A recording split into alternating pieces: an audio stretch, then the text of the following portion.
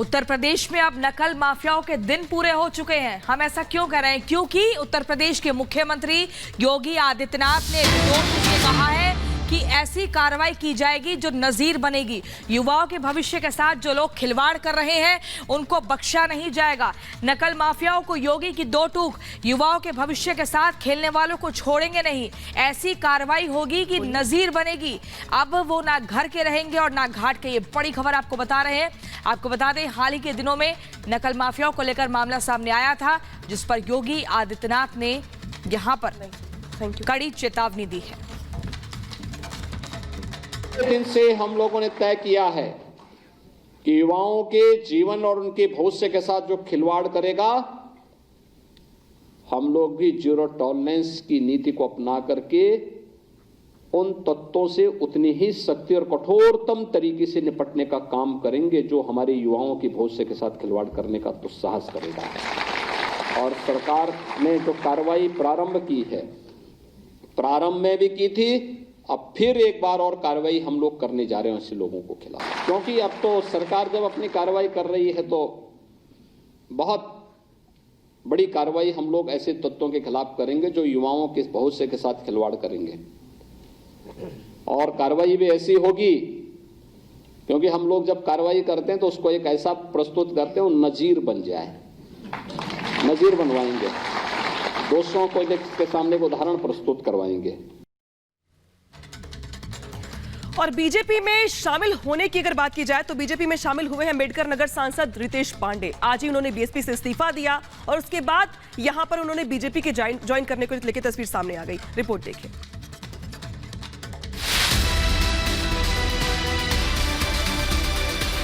अम्बेडकर नगर के बहुजन समाज पार्टी के लोकसभा सांसद रितेश पांडे ने बीजेपी का दामन थाम लिया है।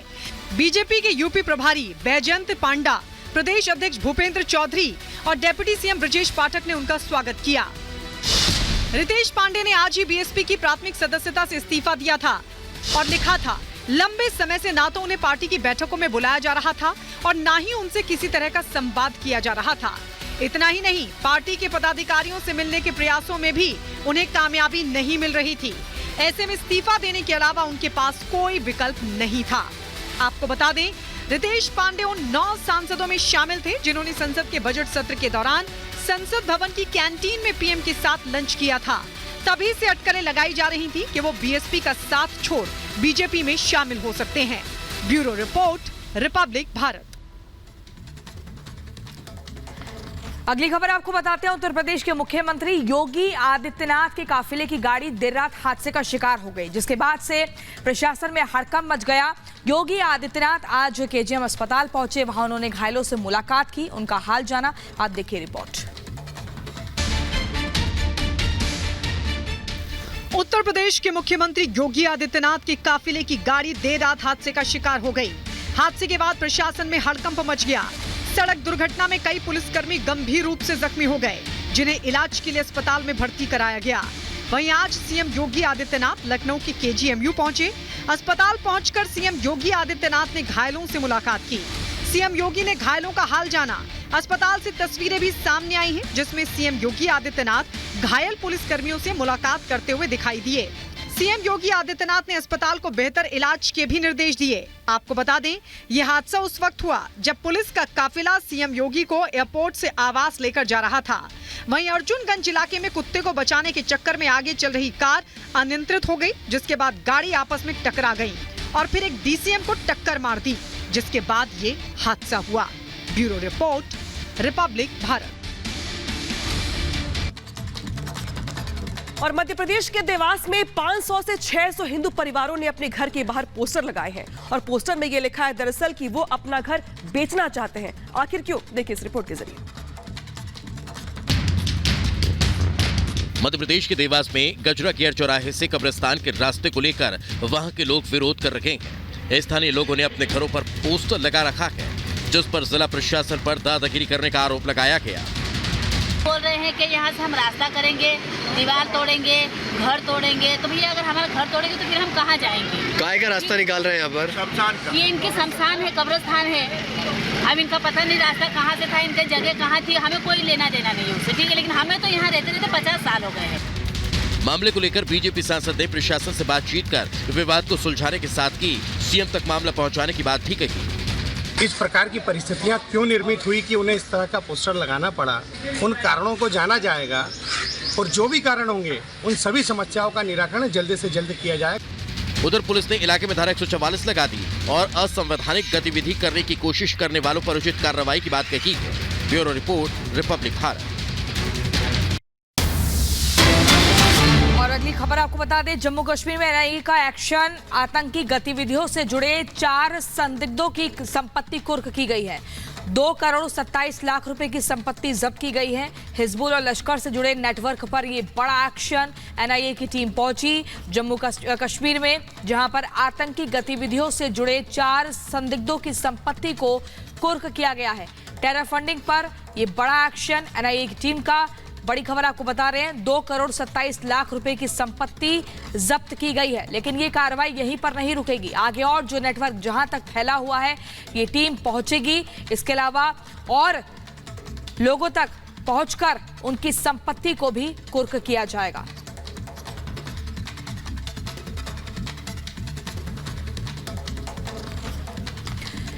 तो बड़ी खबर अब आपको बताएंगे पंजाब के पठानकोट से, जहां पर आज एक बड़ा हादसा हुआ। आपको बता दें, एक बड़ा हादसा होने से टल गया, लेकिन एक हुआ क्या था, बिना ड्राइवर के मालगाड़ी रवाना हुई है और उसके बाद एकाएक पूरा माहौल काबू में आते आते रह गया। आप देखिए रिपोर्ट, आखिर पूरा मामला क्या है। पंजाब के पठानकोट में आज एक बड़ा हादसा टल गया। दरअसल एक मालगाड़ी बिना लोको पायलट की ट्रैक पर दौड़ पड़ी, जिसे करीब रोक लिया गया। हालांकि घटना में किसी तरह का नुकसान नहीं हुआ, लेकिन सूचना मिलने के बाद रेलवे अधिकारियों में हड़कंप मच गया।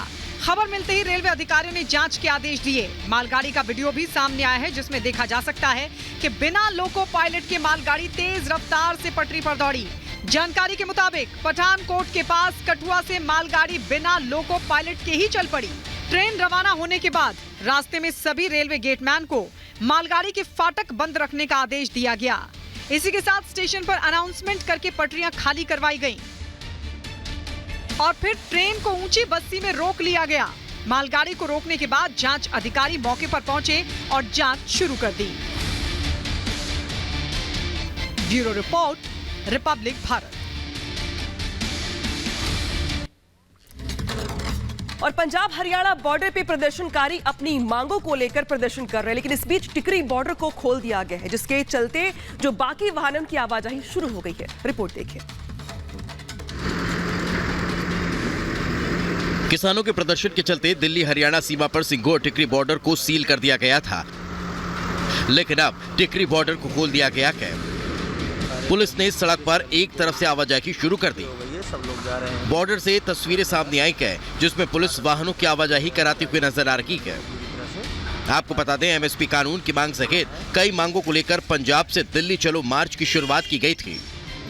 आंदोलन के कारण बॉर्डर को सील कर दिया गया था, लेकिन अब बॉर्डर खुलने से लोगों ने राहत की सांस ली है।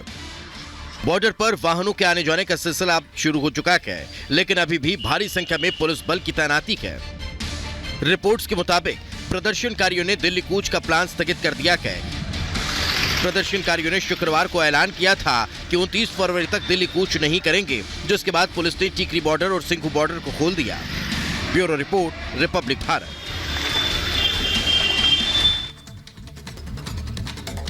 और अब अगली खबर आपको बता दें, हूती विद्रोहियों के खिलाफ अमेरिका और यूके ने एकदम कंबाइन एयर स्ट्राइक कर 18 ठिकानों को निशाना बनाया। क्या है पूरी खबर, आपको दिखाते हैं इस रिपोर्ट में। अमेरिका और ब्रिटेन ने मिलकर यमन में हूती विद्रोहियों के 18 ठिकानों पर हमला किया। जिन ठिकानों पर हमले किए गए उनमें हथियार और मिसाइल स्टोरेज थे, साथ ही यहां से एक तरफा अटैक को भी अंजाम दिया जाता था। हूती के 18 ठिकानों को टारगेट करने का उद्देश्य उनके हमले की क्षमता को कम करना था। लाल सागर और अदन की खाड़ी में गैर कानूनी हमलों को रोकना है। ज्वाइंट एयर स्ट्राइक का मकसद लाल सागर और आसपास के जल मार्गों में अमेरिका और साझेदार बलों को धमकी देने के लिए इस्तेमाल की जाने वाली हूती क्षमताओं को नष्ट करना है। आपको बता दें, हूती विद्रोही इजराइल हमास युद्ध के बाद से ही अमेरिकी ठिकानों और अंतर्राष्ट्रीय शिपिंग रूट लाल सागर और अरब सागर में हमले कर रहे हैं। दरअसल गाजा में हो रहे इजरायली हमलों से मिडिल ईस्ट बौखलाया हुआ है और इन हमलों का कारण अमेरिका को मानता है। इसी वजह से हुती विद्रोही अदन की खाड़ी में व्यापारिक जहाजों के खिलाफ हमले कर रहे हैं। साथ ही कभी ईरान तो कभी जॉर्डन को, कभी सीरिया में अमेरिकी सेना और अमेरिकी प्रतिष्ठानों पर हमले हो रहे हैं।